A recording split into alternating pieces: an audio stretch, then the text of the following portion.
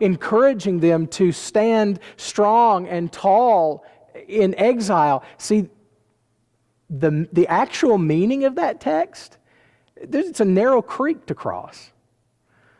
Not so much with the meat offered to idols. There's a lot of stuff I got to understand there to make application to me today.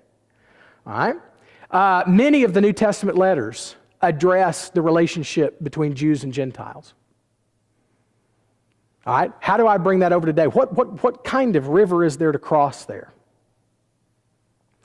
Let me ask it like this. What are some things in all of those passages in the New Testament that address the relationship between Jews and Gentiles? What are some of the things that I need to take into account to get from there to here? What are the similarities? What are the differences? What do I have in common with those people receiving that instruction? What do I not?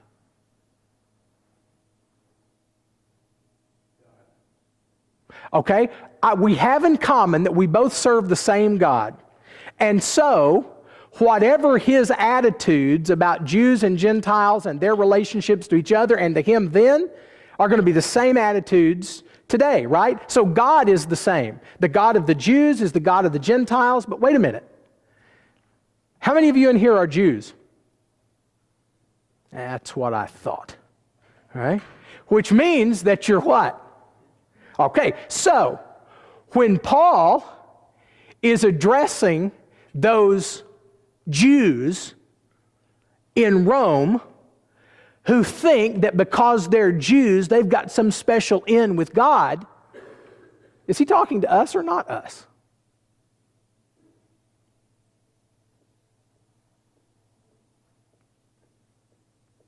Well, I think he's talking to us especially because I know him well and I think I have a special insight to that. Okay, now, but see, you've crossed the river there.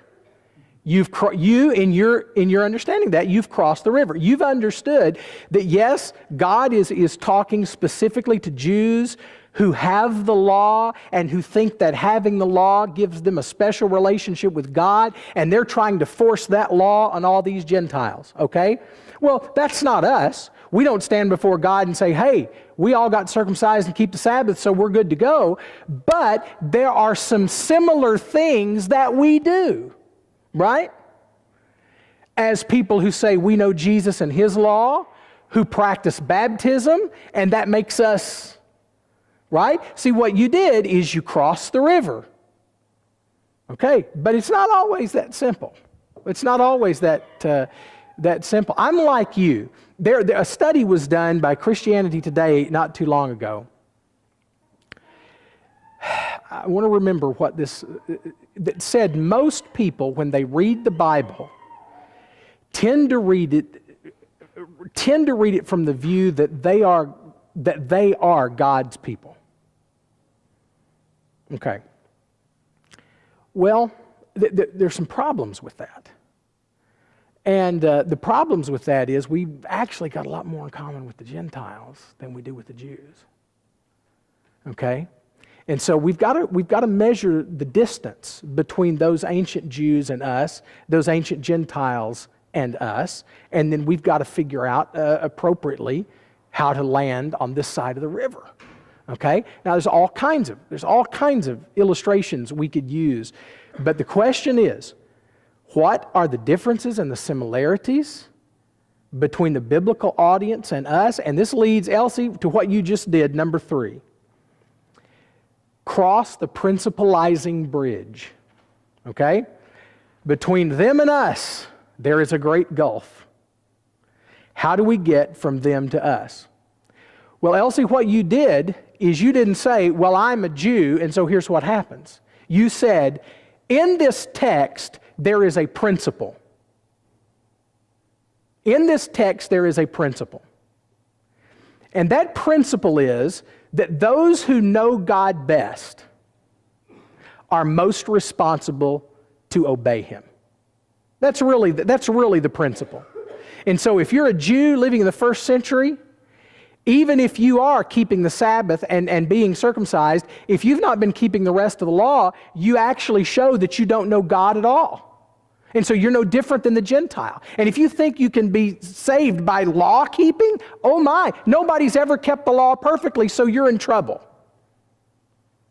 Well, what you did, you said, I'm not a Jew, but I am one who thinks I know God best. I am one who thinks I've got the corner on the market of truth. Am I living in a way that supports that confession, or am I not? All right? Do you see the principle there? It's now, what about the 1 Corinthians 8 through 10? Eating meat offered to idols. Should we even preach that text? Okay, what about this? What about those imprecatory psalms? You know what an imprecatory psalm is? Anybody know what an imprecatory psalm is? It's a special type of lament where the psalmist says, Dear God, send them to hell and do it quickly. Right? Dash their babies against rocks. Ooh, this is a good one. Let's go to Psalm 137. Let's do this one. Psalm 137. See if we can get James to learn this one before next week.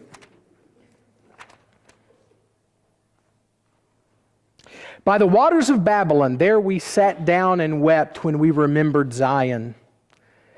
On the willows there we hung up our lyres, for there our captors required of us songs, and our tormentors mirth, saying, Sing us one of those songs of Zion. How shall we sing the Lord's song in a foreign land? If I forget you, O Jerusalem, let my right hand forget its skill. Let my tongue stick to the roof of my mouth. If I do not remember you, if I do not set Jerusalem above my highest joy. Remember, O Lord, against the Edomites, the day of Jerusalem, how they said, lay it bare, down to its foundations.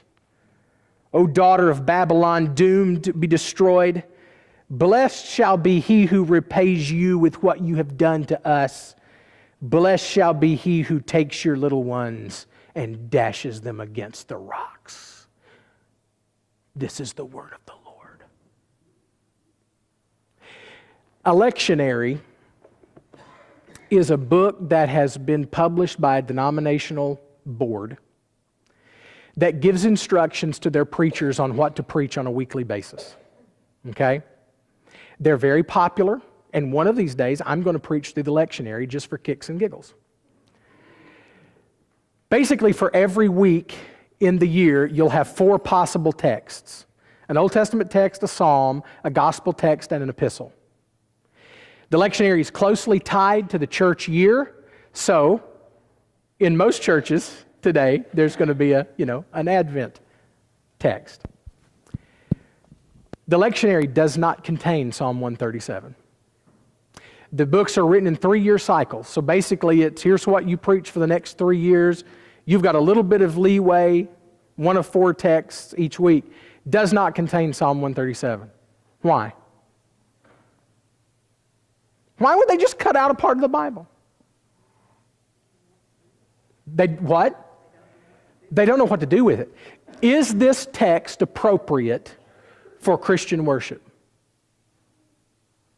At the name of Jesus, we will dash their babies. At the name of Jesus, little heads will split. Wasn't this song You didn't like my song? wasn't this used by the Babylonians who carried Israel away into captivity? It was kind of mockery. Where's your God now? Okay. Now, that's part of the historical background of this text. All right, Floyd, you've led us into something here. What do you think is the historical context of this psalm? As you just read through it, by the waters of Babylon, we remembered Zion, and our captors, Floyd, made fun of us, saying, sing us those songs of Zion. A mighty fortress is our God, a bulwark. Hey, I see smoke. Keep on singing, though. Whatever. Right? So what do you think gives rise to this song? It's a lament, number one, which pours out grief to God. So there's genre. Remember we talked about genre? This is a lament. It's a hot pouring out of grief to God. But it's more than that. I mean, if you get down here, remember what the Edomites did? What did the Edomites do? Read Obadiah. You'll know. What did Babylon do? Well, you know. So when do you think this psalm was written? During captivity. During captivity, not before, not after, right? It's still sort of white hot emotional, right? And the psalmist is saying, while we're in this foreign land, don't let us forget our home. Some of them did, right? Others returned. So it looks like it's written from captivity. So that gives me a historical context. What is the psalmist asking to be done? Now, this is where you need to read it thoroughly, do a little literary analysis. What is the psalmist asking to be done?